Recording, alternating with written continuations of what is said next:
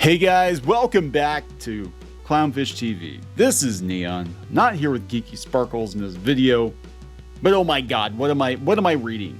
Activision Blizzard has a diversity game tool. You know how we joked that it seemed like a lot of companies were just kind of randomly inserting characters based on check boxes that need to be ticked? Yeah, they literally are doing that. This is Activision Blizzard's way of getting you to forget about the Cosby Suite. We have a matrix that designs characters for diversity based on mathematical equations. The hell? What the hell is this? All right, so we're going to talk about it. Before we get into it any further, please subscribe for more pop culture news, views, and rants, guys. Over 267,000 subs. Again, Geeky is sitting this video out, so I will do a fake woohoo. Woohoo! There we go, guys. Almost 268,000. If you could hit the sub button, it would be greatly appreciated. I had a couple people send this over. I didn't fully understand what the hell was going on with this. I don't know if I fully understand what the hell is going on with this because it's so ridiculous. This is like something from an episode of Futurama. This is so ridiculous. Yes, they're designing diverse characters with a program at Activision Blizzard, and they're getting all kinds of blowback for it. So this is actually coming from Kotaku. Then we're going to go out to an update here on Forbes. Paul Tassi, who actually is my favorite video game journalist. I think he's one of the most fair people out there currently. Activision Blizzard's new diversity game tool comes across terribly. The diversity space tool developed with MIT has been used for Call of Duty and Overwatch 2. Oh, can't wait for that.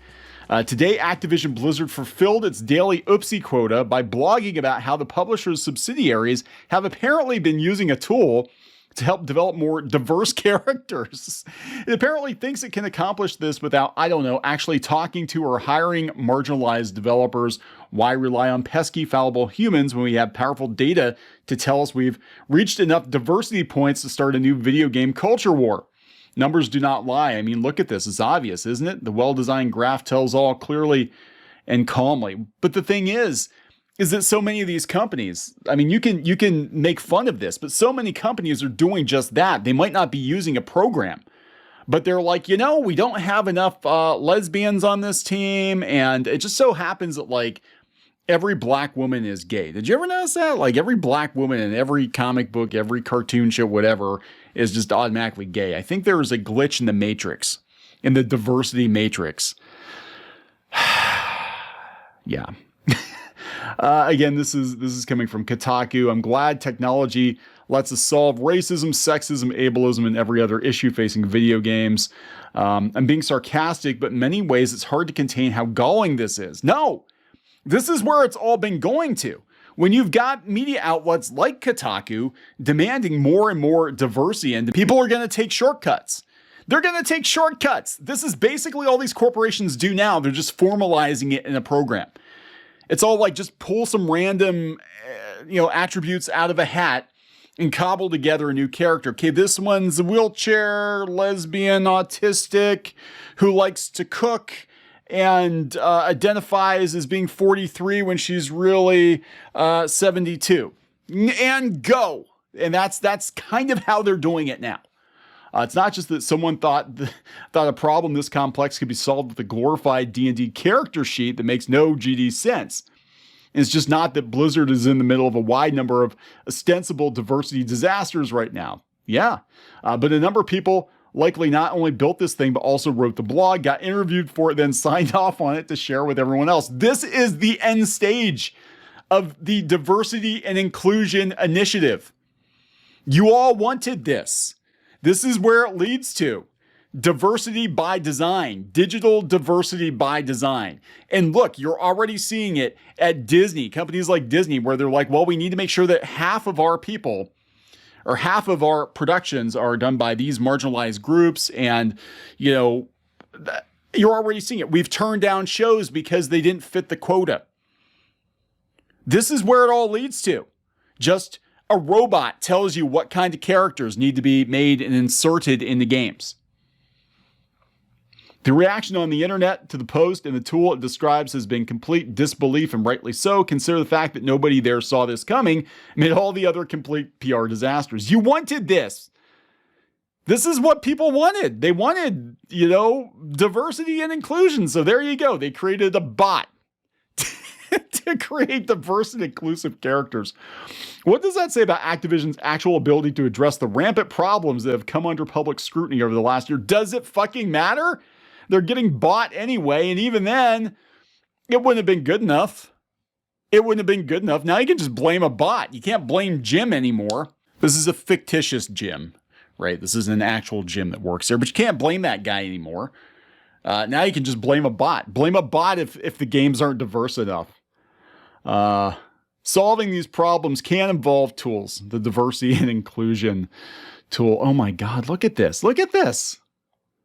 This is an actual screenshot. Let's see if we can zoom in here. Gender identity, facial features and beauty, body type, physical ability, cognitive ability, age, race, culture, socioeconomic background. And then it just randomly generates diverse characters. This is fucking hysterical. Because this is it's already been done. It just hasn't been formalized like this.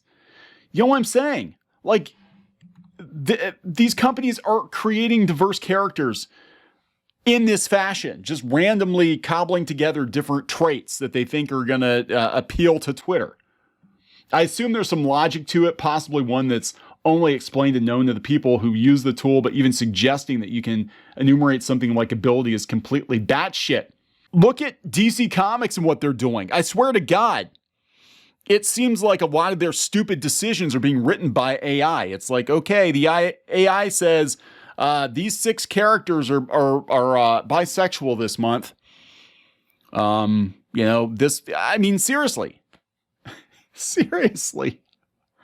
Perhaps it was inevitable. Tech in many ways is the most extreme manifestation of whiteness and capitalism. Oh, no. No. This is what the media has been pushing for. This is exactly what they've been pushing for. Structures that have an active investment in defining, codifying, and filing away markers of identity for the sake of maintaining power and profit. The marginalized are not perceived until it's useful. Oh my God, you don't say. And then only on the most degrading terms for shitty purposes. This is an episode of freaking Futurama. I swear. This is where it's gone to. Except in Futurama, they would probably clone workers based on this matrix. Be like, oh, we create we've got a new diversity and inclusion officer, and they're going to clone us some workers that are more diverse and inclusive. Fire up the matrix and just randomly generate people and spit them out. That will be the next thing, right? They'll have a diversity and inclusion matrix at the genetics lab, and we'll just, create enough people to fill the planet with a bunch of non-white, non-problematic people based on a computer program. Why hire more people of color when you have a little bit of software that already tells you what you need to consider? It might make you believe you already know what's what. Good, yeah. Why do we need to hire more diversity and inclusion officers? We don't need to. We have a program that tells us what to do. The traits and measures are applicable to wider entertainment verticals, including TV, film, and literature, reads the blog. The only change required if used in these verticals would be the baseline traits, which would need to be calibrated to be relevant to the genre and universe and each character to exist in it. This is exactly what these news outlets wanted. This is exactly what Twitter wanted. And you got it. You got your diversity and inclusion initiative right here. A bot is spitting out diverse and inclusive characters. Now, this is Paul Tassi's take on it, a follow-up from Forbes. Yesterday, Unprompted, Activision Blizzard released a long blog post dedicated to showcasing a diversity space tool made by King, the Sweden-founded Malta-based mobile arm of the company. In it, they show how the tool can be used to help ensure that games have diversity, and there are no blind spots from the team in terms of underrepresented characters or unconscious bias. Activision Blizzard has published an addendum to the post in addition to editing parts of it based on the backlash yesterday, which caused the company to trend negatively again which is usually the only reason it has trended in the last year or so. Another controversy like this is not what they need. And this is how they tried to explain the tool, in addition to heavily altering the post itself and removing all the imagery that was posted in it. There has been conversation online regarding the diversity space tool, particularly concerning its intent and our commitment to diversity. We've edited this blog to clarify that this prototype is not being used in active game development. We'd like to add the following comment for additional context. So it was started in 2016. How very 2016, the diversity space tool, currently in beta, was designed as an optional supplement to the hard work and focus our teams have already have in place, telling diverse stories with diverse characters. The objective of using the tool is to uncover unconscious bias by identifying existing norms and representation and acknowledging opportunities for growth and inclusion. It is not a substitute for any other essential effort by our teams in this regard, nor will alter our company's diversity hiring goals. Tool isn't meant to be used in isolation. Teams would sit down with company diversity and equity and inclusion staff to identify existing norms and then discuss, educate, consult, and collaborate on how a character's representation is expressed beyond those norms. Activision Blizzard is committed to reflecting the diversity of its millions of players around the world through representation and inclusion in its games as well as its employees. We're good people, honest. What a bum. Tassie says, well, I understand the default zero baseline here would be cis straight white male. The most overrepresented demographic in games. This raises all sorts of questions. Vanna scores a 7 out of 10 for culture and race by being an Egyptian Arab. What exactly is a 10 out of 10 or a 3 out of 10? Let's look at this. Wait, so they literally, oh my God.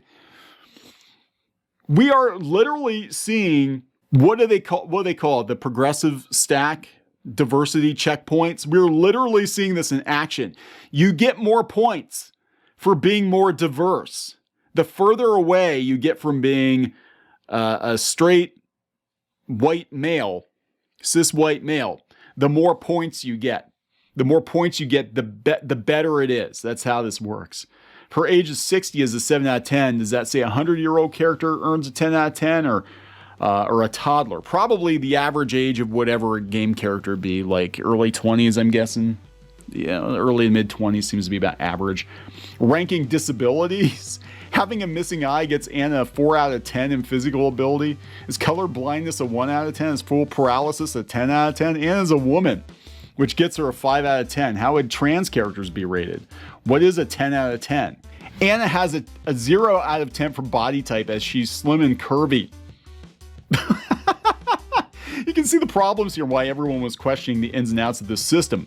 I'm not sure the new explanation is doing them any favors, and really, I just want to know what a 10 out of 10 in all categories would look like. Blind, non-white, non-straight, overweight, wheelchair-bound, elderly person who identifies as something other than a person. I have no fucking idea. You wanted this. That's all I can say. You wanted this. It's gotten to a point where the diversity and inclusion initiatives are so fucking ridiculous and nothing is good enough. Nobody's diverse enough anymore that they've had to resort to using a fucking bot to do it. There's nothing else I can add to this. There's nothing else I can add to this. And again, this is Activision Blizzard, so good freaking luck just overall with that, because you guys are toast. But oh my God, I'm gonna wrap it up.